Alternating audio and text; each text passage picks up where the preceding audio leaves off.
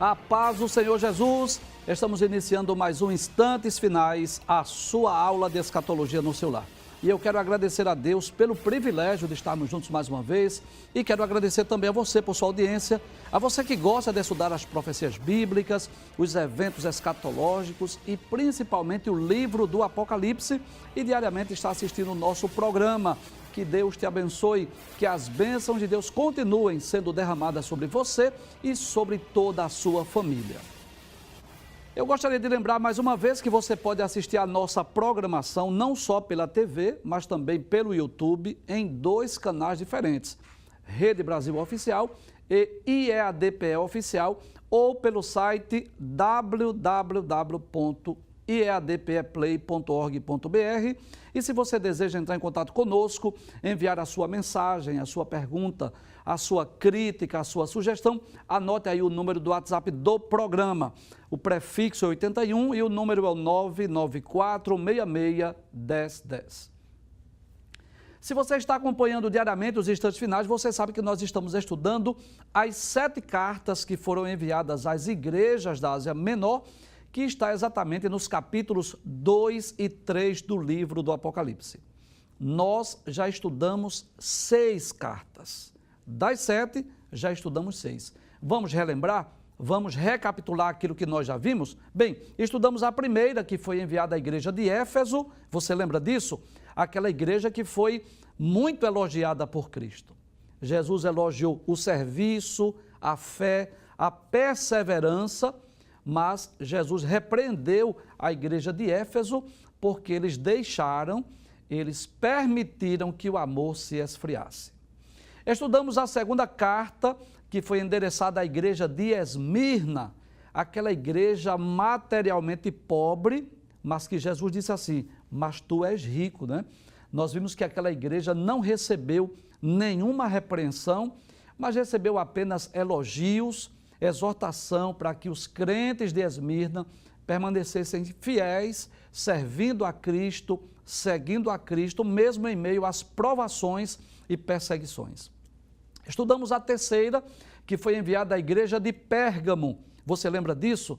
Aquela igreja que Jesus disse que eles habitavam onde está o trono de Satanás. Nós vimos que na igreja de Pérgamo havia seguidores da doutrina de Balaão e dos nicolaítas.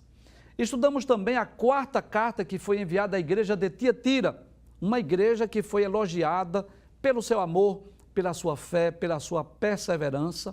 Inclusive, Jesus disse acerca da igreja de Tiatira que as suas últimas obras eram maiores do que as primeiras. Mas aquela igreja não era perfeita, ela tolerava uma falsa profetisa chamada de Jezabel, que enganava os servos de Deus a comerem, não incentivava os servos de Deus a comerem do sacrifício da idolatria e a se prostituírem. Estudamos a quinta carta, que foi enviada à igreja de Sardes, aquela igreja que tinha o nome que estava viva, mas estava morta. A igreja de Sardes, né, Jesus disse que as suas obras não eram perfeitas diante de Deus. Estudamos também a sexta carta, que foi a carta enviada à igreja de Filadélfia, que representa a igreja do arrebatamento, a igreja que será arrebatada. E nós dissemos, inclusive, que essa carta é a mais amada, não é, pelo cristianismo, a mais conhecida, inclusive foi diante da igreja de Filadélfia que Jesus disse que pôs uma porta aberta e que ninguém poderia fechar.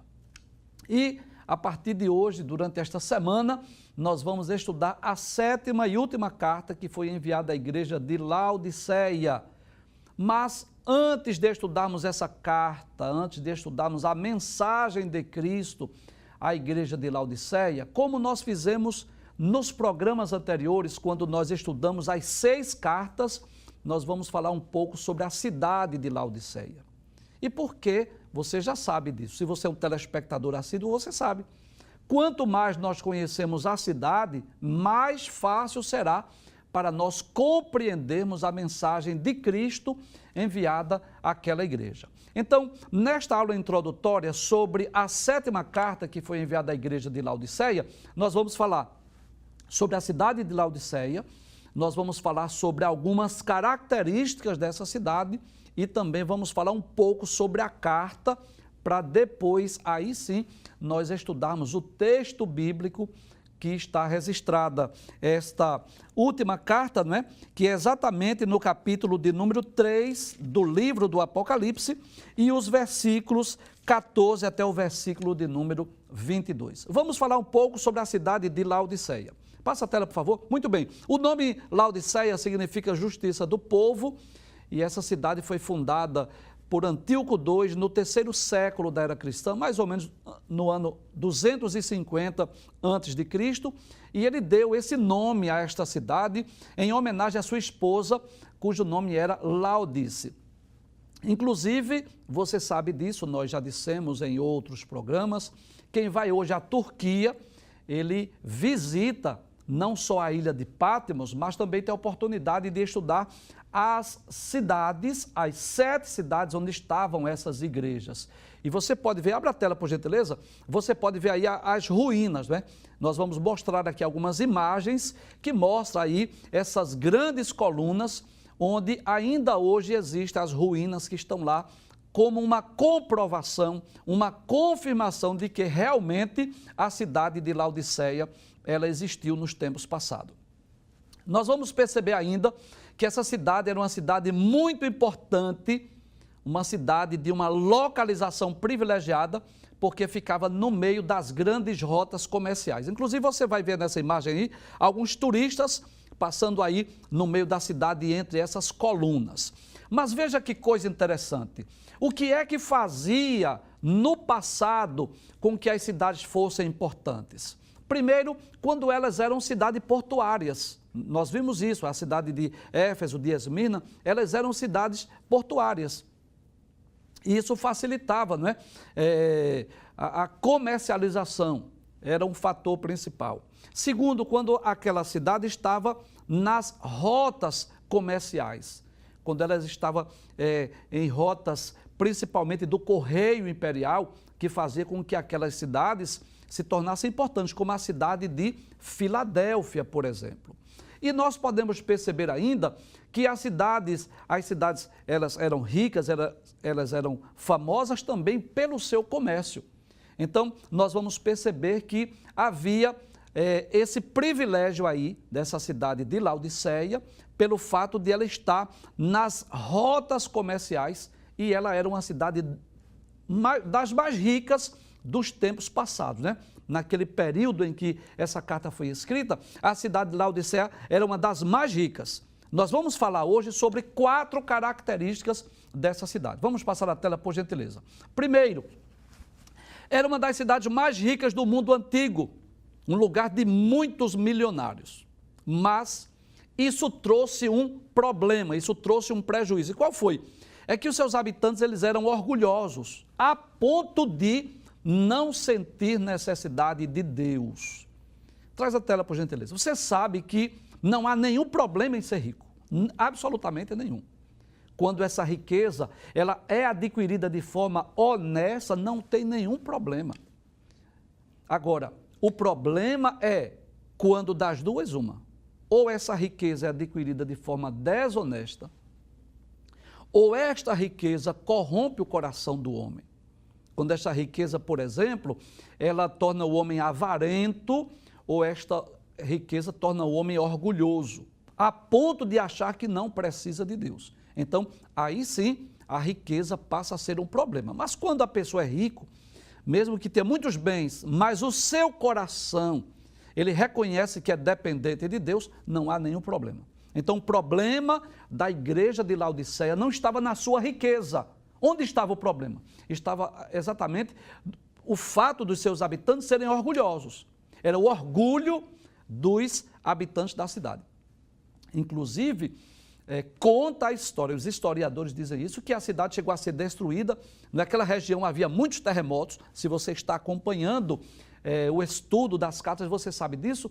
E aquela cidade foi destruída por terremotos, mas não precisou da ajuda de Roma. Os próprios moradores, os próprios habitantes, com a sua economia local, eles mesmos reconstruíram a cidade sem precisar. Os historiadores dizem isso.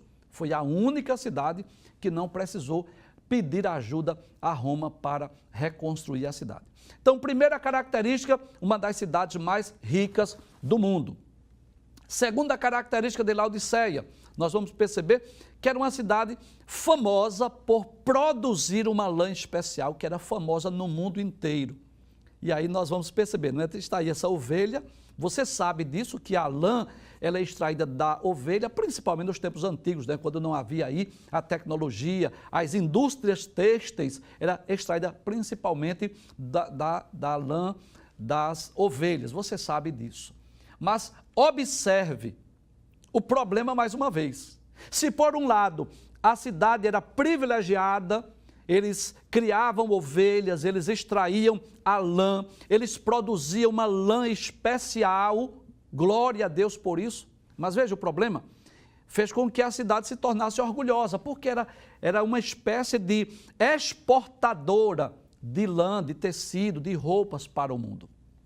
Então, este benefício, veja que coisa interessante, este privilégio de ser uma cidade que tinha uma lã especial, que era exportadora de tecido, trouxe o problema que era exatamente o orgulho. As pessoas se orgulhavam das roupas, das vestes, da lã especial que era produzida em Laodiceia. Em terceiro lugar, a terceira característica que nós queremos falar sobre esta cidade é que havia lá em Laodiceia uma escola de medicina que produzia um unguento que era chamado assim, conhecido, quase que miraculoso, que servia tanto para os ouvidos como para os olhos. Então, nós temos aí algumas imagens, só para você ter uma ideia, né? Claro que são imagens modernas que estão aí, mas só para você ter uma ideia desse unguento, dessa escola de medicina que produzia esse unguento que servia como colírio e também como uma espécie de bálsamo, de medicamento para os ouvidos e para os olhos. Então, que coisa interessante. Observe que era uma cidade muito privilegiada, muito famosa no mundo inteiro. As pessoas iam até Laodiceia em busca de tratamento, em busca desse unguento, principalmente para as doenças dos olhos. Mas se lermos a carta, ou quando estudarmos a carta, nos próximos programas, nós vamos perceber que Jesus aconselha os crentes, a igreja de Laodiceia, a comprar a ele o ouro, as vestes e o colírio para os olhos, o que significa dizer que se de um lado a igreja estava muito bem financeiramente, diante de Cristo era uma igreja pobre. Se diante da sociedade eles estavam bem por produzirem uma lã, um tecido e roupas para exportar para o mundo, diante de Cristo eles estavam despidos, precisavam comprar vestes espirituais.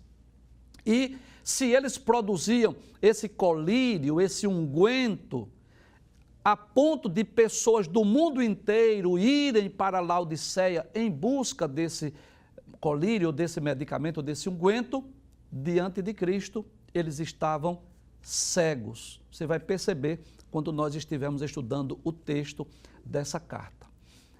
Finalmente, a quarta característica que nós queremos destacar aí é que os historiadores dizem, eu tive a preocupação de ver, e vários historiadores mostram isso, que as águas de Laodiceia vinham de outras duas cidades, de Colossos e Hierápolis. Em Colossos haviam fontes de águas frias e em Hierápolis havia fontes de águas quentes, tornando as águas lá de Laodiceia intragáveis, embora fossem águas medicinais, não é, que serviam no sentido medicinal de terapia, mas para beber as águas eram salobras e intragáveis. Inclusive estão aí algumas ruínas aí desses tubos, desses canos, onde se passavam essas águas que vinham de outras cidades. Inclusive nós vamos ler alguns textos na carta de Colossos que Paulo faz menção a essas duas cidades, né? Colossos e Hierápolis, e também a cidade de Laodiceia. Então essas são as quatro características, guardem essas informações, porque nós vamos trazer à tona quando nós estivermos estudando a carta em si. Mas e sobre a carta? O que é que nós podemos dizer sobre a carta enviada à igreja de Laodiceia? Ora, nós podemos dizer de forma resumida, é que das 7 cartas, a carta enviada à igreja de Laodiceia é aquela que destaca-se por duas questões principais. Primeiro, por não conter elogios, né? Que tristeza para a igreja. Observe que nós estudamos as 6 cartas e nós percebemos isso. Jesus sempre elogiava alguma virtude da igreja. Havia alguma coisa nela, quer seja a fé, ou o amor, ou a perseverança. Mas a igreja de Laodiceia, ela não recebe nenhum elogio. Não houve nada naquela igreja que Jesus elogiasse. Uma tragédia para uma igreja receber uma carta de Cristo, onde nessa carta não encontra-se nenhum elogio. Jesus não elogiou nem a fé, nem o serviço, nem a paciência, nem a perseverança, nada. E não só isso. Nós podemos dizer que essa carta é a mais drástica, é aquela que vem a maior condenação, aquela que Jesus descreve de forma muito enfática, né? Dizendo que aquela igreja era miserável, desgraçada, cega e nua. Né? Nós vamos ver no texto. Então, além de a igreja não receber elogios, recebeu essa dura repreensão que nós vamos estudar nos próximos programas, né? Mas só para nós entendermos o que estamos dizendo, aí Jesus vai dizer a essa igreja de Laodiceia. Aí Jesus diz, como dizes, rico sou e estou enriquecido, e de nada tenho falta. Não é como eles se sentiam. Mas Jesus diz, e não sabes que és um desgraçado e miserável e pobre e cego e nu. Que tragédia para uma igreja receber uma mensagem tão drástica da pessoa do Senhor Jesus. Mas são apenas informações introdutórias, né? Para você poder compreender melhor a carta, e a partir de agora, aí sim, nós vamos começar a estudar a carta, a partir do versículo de número 14, 7ª carta à igreja de Laodiceia, está exatamente no capítulo 3 do Apocalipse, versículos 14 a 22. Eu já disse aqui, você já sabe, se você dispõe de uma Bíblia, melhor ainda, acompanhe a sua Bíblia, o programa com a sua Bíblia, porque nós vamos ler outros textos e você pode conferir, faça como os crentes bereanos. Agora, se você não tem uma Bíblia, não dispõe, então você pode acompanhar, porque na tela, nos slides, nós estaremos colocando o texto bíblico para você ir comprovando, confirmando aquilo que estamos dizendo. Então vamos iniciar no versículo de número 14. Vejamos o que diz o versículo 14. E ao anjo da igreja que está em Laodiceia, escreve. Bem, vamos relembrar o que você já sabe. Nós já dissemos em várias ocasiões que este anjo não se trata de um ser celestial, de um ser espiritual, e sim o líder, o pastor, o obreiro responsável por aquela igreja, que deveria receber essa carta, que deveria ler a carta para a congregação. Você sabe disso, nós estamos apenas relembrando. E nós não podemos dizer ao certo quem era o pastor. Não sabemos dizer quem era o líder da igreja de Laodiceia. Agora, lendo as epístolas paulinas, nós vamos perceber que um dos colaboradores de Paulo, chamado Epáfras, ele foi pastor nessa igreja, ele foi um líder nessa igreja. E eu quero lhe convidar para você abrir a sua Bíblia, para juntos lermos alguns textos, né? Vamos lá para a carta de Paulo aos Colossenses, no capítulo de número 4, nós queremos ler os versículos 12 e 13. Paulo vai fazer menção a esse companheiro, a esse colaborador chamado Epáfras. Capítulo 4, versículos 12 e 13 da Epístola de Paulo aos Colossenses diz assim: Saúda-vos Epáfras. Detalhes, essa carta foi escrita à igreja de Colossos, aos Colossenses, não é a igreja de Laodiceia, tá certo? Mas veja o que ele vai dizer. que é dos vossos, servo de Cristo, combatendo sempre por vós em orações, para que vos conserveis firmes, perfeitos e consumados em toda a vontade de Deus. Pois eu lhe dou testemunho de que tem grande zelo por vós. Ou seja, Epáfras, companheiro de Paulo, tinha um zelo muito grande pela igreja de Colossos ou pelos cristãos colossenses. Aí ele diz: e pelos que estão em Laodiceia e pelos que estão em Hierápolis. Que coisa interessante, não é? Ele menciona exatamente aqui aquelas outras cidades de onde vinham as águas, Colossos e Hierápolis, de onde vinham as águas que abasteciam também a cidade de Laodiceia. Então, observe que este companheiro chamado Epáfras, ele era companheiro de Paulo, ele foi possivelmente um líder tanto da igreja de Colossos quanto também da igreja de Laodiceia. Mas não podemos dizer, não podemos afirmar que 30 anos depois ele ainda estava pastoreando aquela igreja. Mas podemos dizer que no passado sim, ele era aquele obreiro que estava responsável por essas igrejas. Você sabe disso, que o apóstolo Paulo, ele tinha um ministério itinerante.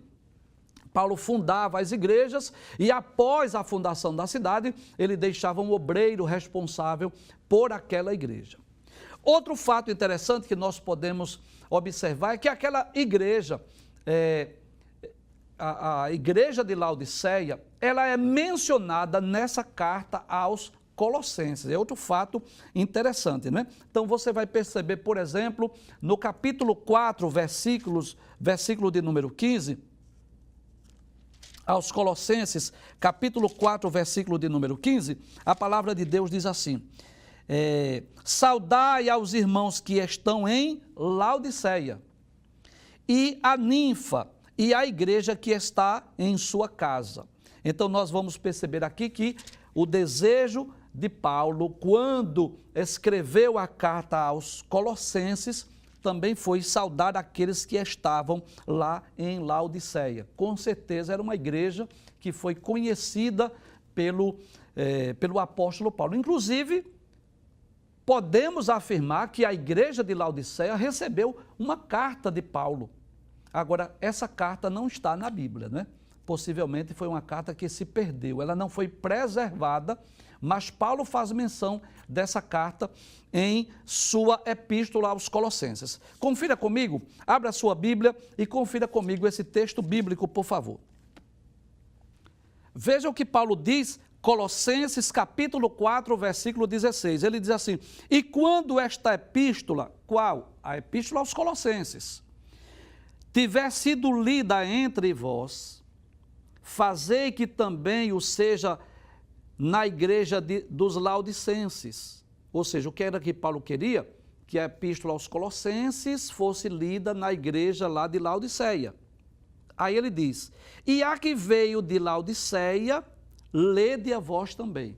Então dá-nos a entender aqui que Paulo escreveu, além das 13 cartas que estão no cânon sagrado, ele escreveu também uma à igreja de Laodiceia, que Paulo diz que esta que foi enviada à igreja de Laodiceia também deveria ser lida na igreja de Colossos, ou seja, para os cristãos de Colossenses. Mas, como já dissemos, essa carta ela não foi preservada, ela não está no cânon sagrado. E como é que Jesus se apresenta à igreja de Laodiceia? Vamos ver? Como é que Jesus se apresenta a esta igreja? Capítulo 3, versículo 14, abre o texto. E ao anjo da igreja que está em Laodiceia escreve: isto diz o Amém, a testemunha fiel e verdadeira, o princípio da criação de Deus. Então Jesus se identifica com 3 títulos. O primeiro ele diz: isto diz o Amém. E a palavra Amém, você sabe disso, né? O significado dessa expressão é assim seja. É assim, é uma espécie de confirmação ou de comprovação. Ela era usada como uma afirmação de fé ou como uma veracidade da mensagem que era lida ou proferida para garantir, para reafirmar a verdade do que se disse. Ainda hoje nós temos esse hábito, né, esse costume de dizer assim, amém. Quando nós dizemos assim, amém, significa assim seja, é verdade, eu creio nisto, eu concordo com isso, né? Mas ao ser aplicada a Cristo, a pessoa de Cristo, o que é que Jesus quis dizer quando ele disse que é o amém? Significa dizer que ele é a afirmação ou a confirmação da palavra de Deus. Inclusive lá na segunda carta aos Coríntios, no capítulo de número 1, versículo de número 20, Paulo diz assim: porque todas quantas promessas há de Deus são nele, ou seja, são em Cristo, sim, e por ele o amém para a glória de Deus por nós. Então Paulo deixa aqui bem claro que as promessas de Deus em Cristo são o sim, são o amém. Então quando Jesus se apresenta como o amém, significa dizer que Cristo é aquele cujas afirmações são verdadeiras, aquele cujas promessas pode-se ter uma confiança total, nós podemos crer, nós podemos acreditar, ele é o amém, o assim seja. Mas Jesus apresenta-se ainda com outro título, ele diz, a testemunha fiel e verdadeira. E você sabe, né? O que é uma testemunha? Você sabe disso. Uma testemunha é uma pessoa que viu, que ouviu alguma coisa, que é convocada para os tribunais. E lá nos tribunais, essa testemunha, ela vai depor o que foi que você viu, o que foi que você ouviu. E é interessante nós observarmos que para ser uma boa testemunha, para ser uma testemunha digna de crédito, ela precisa ter pelo menos 3 condições. Deixa eu falar aqui, por favor. Primeira condição para que a testemunha seja fiel, verdadeira e digna de crédito. Primeiro, essa testemunha, ela deve ter visto ou ouvido alguma coisa para poder testemunhar. A testemunha não pode chegar lá e dizer assim, olha, eu não sei de nada, nem me pergunte, eu não vi nada, eu não estou sabendo de nada. Ora, então você não serve para ser testemunha. Se alguém é uma testemunha, se alguém vai testemunhar, vai depor num tribunal, por exemplo, essa testemunha viu ou ouviu alguma coisa. Se não viu nada, se não ouviu nada, não serve para ser testemunha. Né? A não ser que a pessoa diga assim, eu estava lá, mas não houve nada.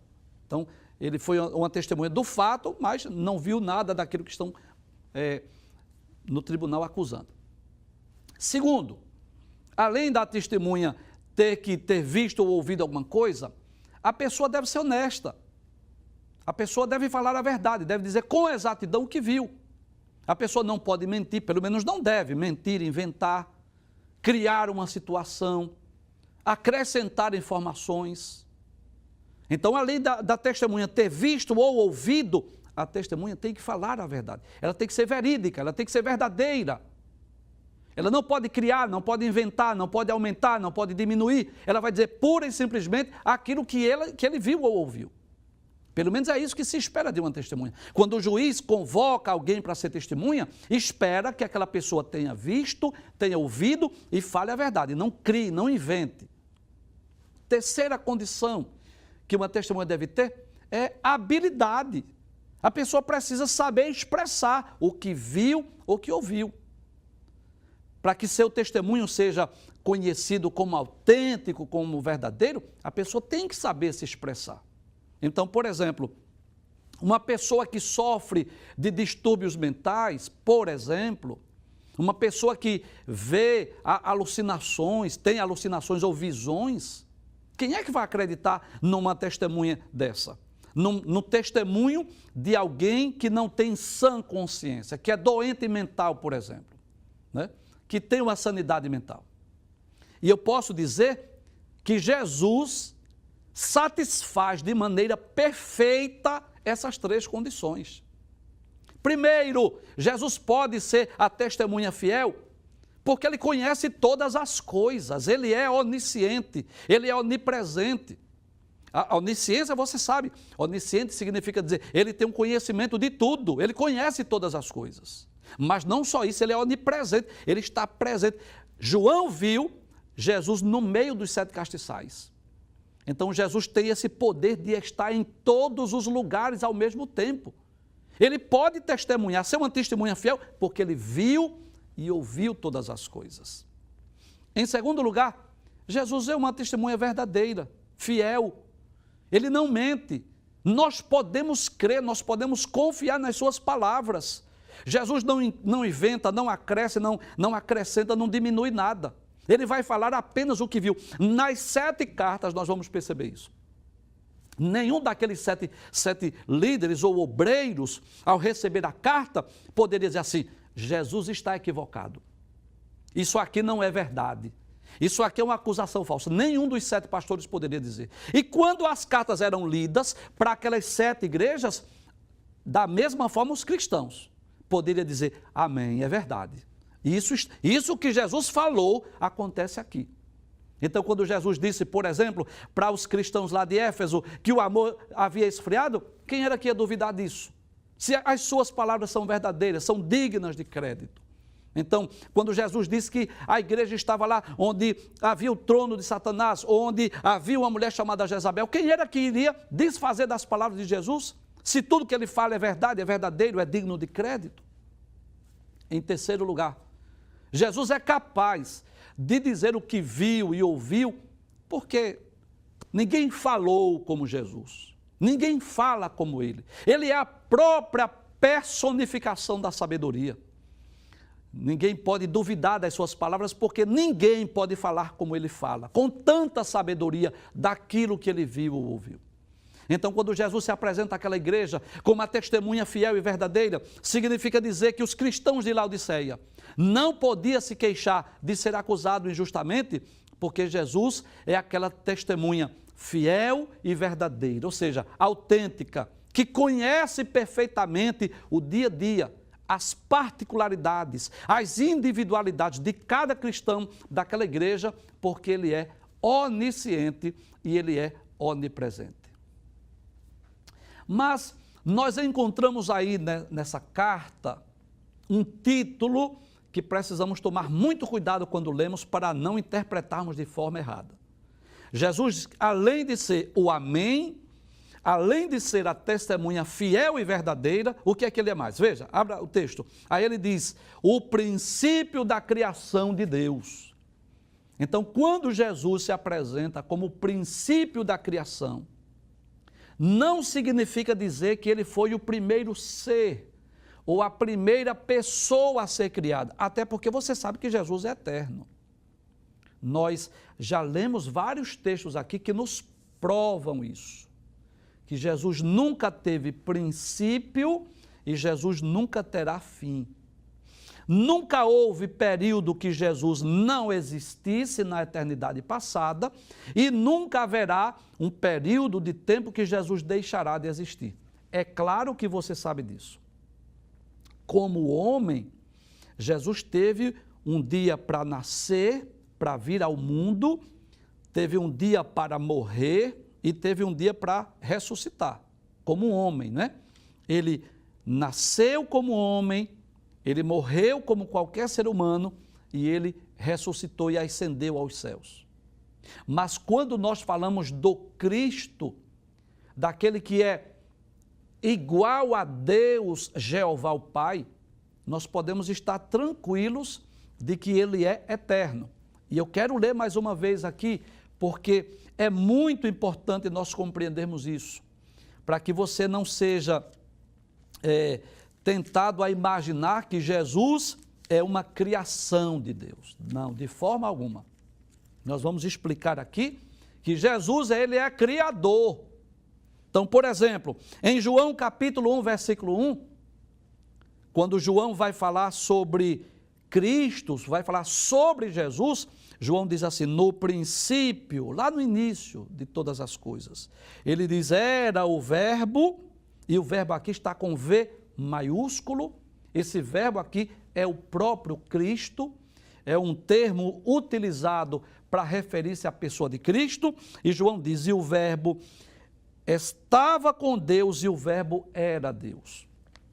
Nós vamos perceber ainda, no mesmo capítulo, Evangelho de Jesus Cristo, escrito por João, capítulo de número 8, versículos 56, quando os judeus que não creram em Cristo, as autoridades religiosas de Israel, que estavam se envaidecendo porque eram descendentes de Abraão, Isaque e Jacó. Aí Jesus diz, lá em João capítulo 8, versículo 56, Jesus diz a ele: Abraão, vosso pai, exultou por ver o meu dia e viu e alegrou-se. Aí eles perguntaram assim: ainda não tens 50 anos e viste Abraão? Aí Jesus diz: em verdade vos digo que antes que Abraão existisse, eu sou. Eu poderia citar ainda lá no Evangelho escrito por João, no capítulo de número 17, que é a sua oração sacerdotal, né? Jesus estava orando, conversando com o Pai. No versículo de número 1, Jesus diz assim: Pai, é chegada a hora, glorifica teu filho, para que também o teu filho te glorifique a ti. Versículo de número 5, e agora glorifica-me, ó Pai, junto de ti mesmo, com aquela glória que tinha contigo antes que o mundo existisse. Então, é claro que Jesus, ele é eterno. Antes mesmo que o mundo existisse, ele já estava no céu com Deus. Então, esse texto, esse termo, essa expressão, quando Jesus diz que é o princípio da criação de Deus, Jesus não está aqui dizendo que foi o primeiro ser a ser criado. Jesus não está dizendo que foi a primeira pessoa a ser criada, não. Inclusive, eu tive o cuidado de ler esse texto em outras versões. Você sabe disso, você que está acompanhando o programa, vez por outra nós fazemos isso. Nós recorremos a outra versão, não que a nossa versão, Almeida Revista e Corrigida, não seja digna de crédito, não é isso, né? Inclusive nós estamos sempre estudando esse texto, tomando por base essa versão, Almeida Revista e Corrigida. Mas quando um texto ele não está muito claro na nossa versão, nós recorremos a outro, para nós termos uma compreensão melhor. E recomendo que você faça isso no seu estudo, na sua pesquisa em casa. Por exemplo, na NVI, que é a Nova Versão Internacional, diz assim: estas são as palavras do Amém, a testemunha fiel e verdadeira, o soberano da criação de Deus. Veja que a NVI apresenta Jesus como o soberano. Na King James diz assim: assim declara o Amém, a testemunha fiel e verdadeira, o soberano da criação de Deus. Mais uma vez, a expressão é o soberano. E na Nova Versão Transformadora, a NVT, diz assim: esta é a mensagem daquele que é o Amém, a testemunha fiel e verdadeira, a origem da criação de Deus. Então, quando Jesus se apresenta como o princípio da criação de Deus, não significa dizer que ele foi o primeiro ser a ser criado, e sim que foi através dele, presta atenção, foi através de Cristo que todas as coisas foram criadas e vieram a existir. E eu quero convidar você para você ler outros 2 versículos lá no Evangelho escrito por João, mais uma vez. No capítulo 1, versículo 3, que diz assim: todas as coisas foram feitas por ele. Ele quem? Cristo, o verbo que está no versículo 1. E João diz assim: e sem ele, ou seja, sem Cristo, nada do que foi feito se fez. Versículo de número 10 diz assim: estava no mundo, e o mundo foi feito por ele, e o mundo não o conheceu. Abre a tela mais uma vez para nós concluirmos o estudo desse versículo 14, que é o primeiro versículo da carta. E ao anjo da igreja que está em Laodiceia escreve: isto diz o Amém, ou seja, aquele que é a comprovação, a confirmação da mensagem de Deus aos homens. Mas não só isso, ele diz a testemunha fiel e verdadeira, ou seja, aquele que viu e ouviu todas as coisas, aquele que conhece as profundezas de Deus, os mistérios de Deus, mas conhece também a sua igreja nas suas individualidades, nas suas características, ele conhece todas as coisas. E quando Jesus diz que é o princípio da criação de Deus, ele está dizendo aquele que é criador, aquele que participou ativamente da criação, porque ele é não apenas uma criatura, mas ele é o próprio Criador, como vimos, ele é eterno e participou tão ativamente da criação, que João chega a dizer que todas as coisas foram feitas por ele, e sem ele, nada, absolutamente nada do que foi feito se fez.